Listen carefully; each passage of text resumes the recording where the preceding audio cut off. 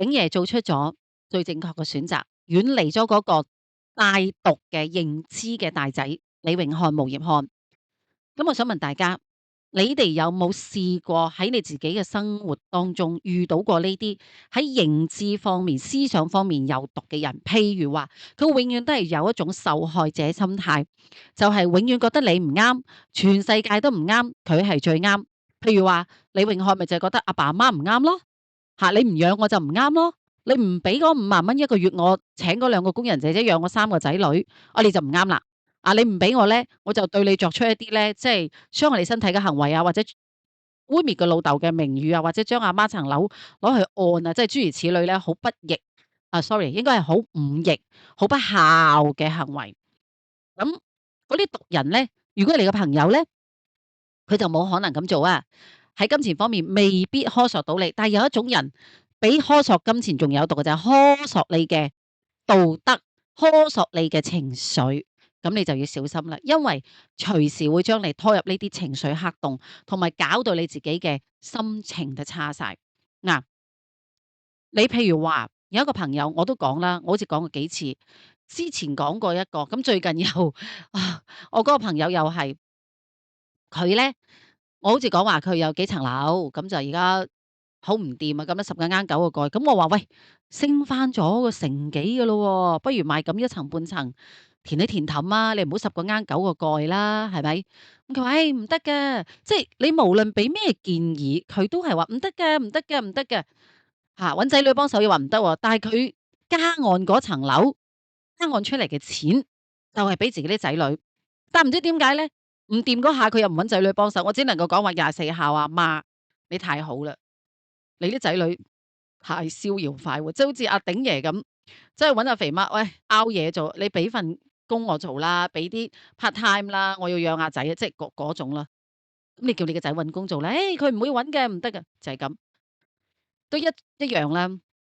咁我想同大家講，呢種受害者心態，呢種情緒毒人、認知嘅毒人，你近得佢多，你會黐線㗎，你會俾佢搞到你咧，成個情緒 down 晒。嗱，我同大家講，我有一個至親係咁，即係雙親之一啦。過往咁多年，我檢視自己、檢討自己、回望自己2次得癌症，同埋有情緒病。原生家庭都好大原因，即係後嚟我自己嘅家庭啊，我大仔啊，我自己即係性格當然都有啦，但係你原生家庭先可以造就你嘅性格㗎。我由細到大都聽過呢位至親同我去生佢嘅嘢，即係你作為阿媽，成日都將你啲嘢交俾個女，咁我又衰嘅高敏感人格，我又過度共情，咁我就變得點咧？我就好似做咗佢阿媽咁，成日當佢 BB 咁樣呵護，咁我就好辛苦，所以我孭好多人，我孭自己阿爸阿媽，孭自己頭家，孭自己孭嘅大仔，我孭好多嘢。你咁樣孭法唔病至奇啊！所以我想同大家講，如果你此時此刻身體又好，情緒又好，你覺得自己唔多妥嘅，你或者好似日師奶咁諗一諗，你會唔會身邊有一個半個呢啲毒人，即係開關雙引號啊，唔係床毒，唔係吸毒，係情緒有毒。佢長期喺你嘅生活當中，唔理你死活，就係咁道德綁架、情緒勒索、意識操控、行為禁制。一出嚟坐低就係不停呻，但係從來咧，佢需要嘅唔係你嘅建議，唔係你教佢點做，而係一種扭曲嘅心理變態嘅嗰種心理滿足，就係話你睇下我個女個好朋友都同情我咯，都話我啱咯，仲教我點做，咁即係代表我啱噶啦，我受害者心態啦，永遠都覺得自己慘係啱，咁佢唔會為咗佢嗰個唔係幾好嘅現狀去做出任何嘅努力去揾藉口，因為點解？我係弱者，我係受害者，我冇能力啊！佢為自己嘅無能、無知、無賴去揾藉口，佢為自己嘅懶惰、懦弱，即係唔夠勇敢咯，去揾藉口。所以我而家睇通咗，就算呢個係我阿媽都好，我都係咁話。物理距離、生理距離我拉遠咗。咁佢而家都係鄉下啫，我呢排咁忙，一個星期先出到一次節目。第一係因為返鄉下探咗佢哋啦，第二呢個幾兩個月我自己忙於咩咧？我搞咗個網店喺本地嘅網購平台嗰個乜乜 TV Mall 度咧，上面咧賣一啲女士嘅首飾。咁啊，係啦，咁我就講翻，我翻鄉下探我阿爸阿媽，我大佬同我講話，唉，好辛苦。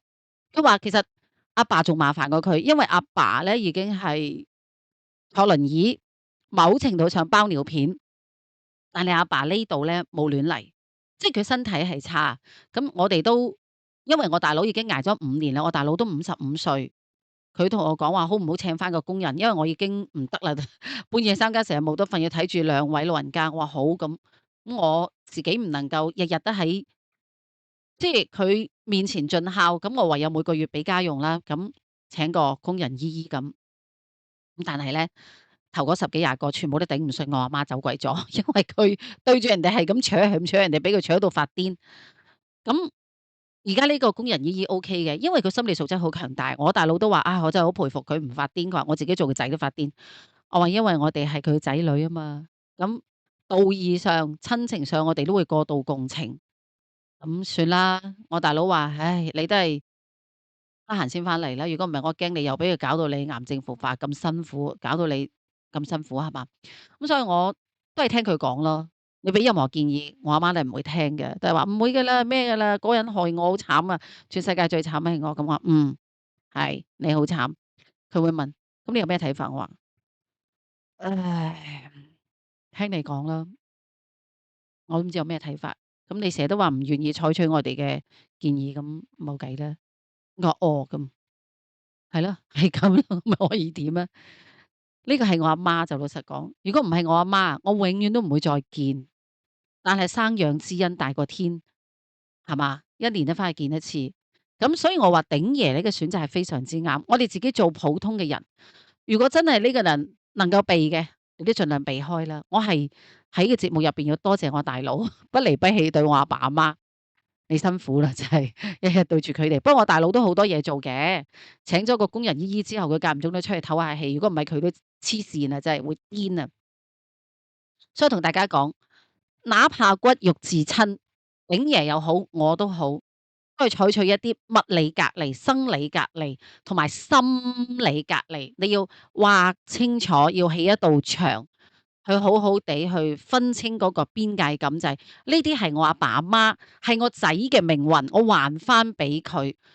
因為我願意幫佢孭少少嘅時候，佢唔願意俾我孭，佢永遠都係要扯埋我落去，要我同佢一齊孭佢嗰個唔應該孭嘅多餘嘅，佢自己諗出嚟嘅包袱，係咪先？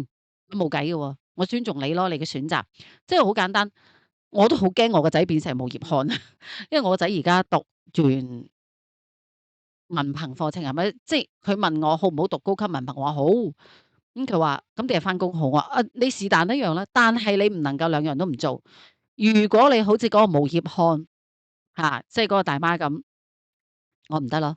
咁我請你離開屋企啦，你搬出去住。佢話我唔會㗎，阿媽，我一係翻學，一係翻工，我唔會乜都唔做。我話係咯，我話我真係完全接受唔到。你大佬已經係特殊嘅，阿媽要養佢過世，我冇咁多能力咧養你過世，低仲養埋你老婆，養埋你幾個仔女啊，我養埋你工人姐姐，我黐線啦，我有癌症復發啦，我精神病復發都得啦。我話你真係冇咁搞。佢話我知我知。咁所以即係大家要分得清楚，邊啲係你仔嘅命運，邊啲係你阿媽嘅命運，邊啲係你阿爸嘅命運。唔係話你唔救佢，你嘗試過努力去救佢之後，但係佢依然都係劈開你隻手不特止，仲要不停咁拉你落去一齊落個水凼度，一齊浸死為止。咁唔好意思，你尊重佢嘅選擇啊！你將佢嘅命運交翻俾佢，你允許一朵花成為一朵花，你允許一劈爛泥，佢要選擇做爛泥，你允許佢啊！允許任何事情嘅發生，就係咁。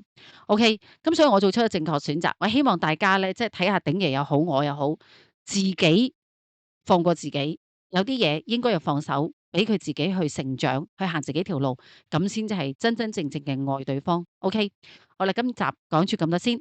我係 HK 嘅師奶，拜拜。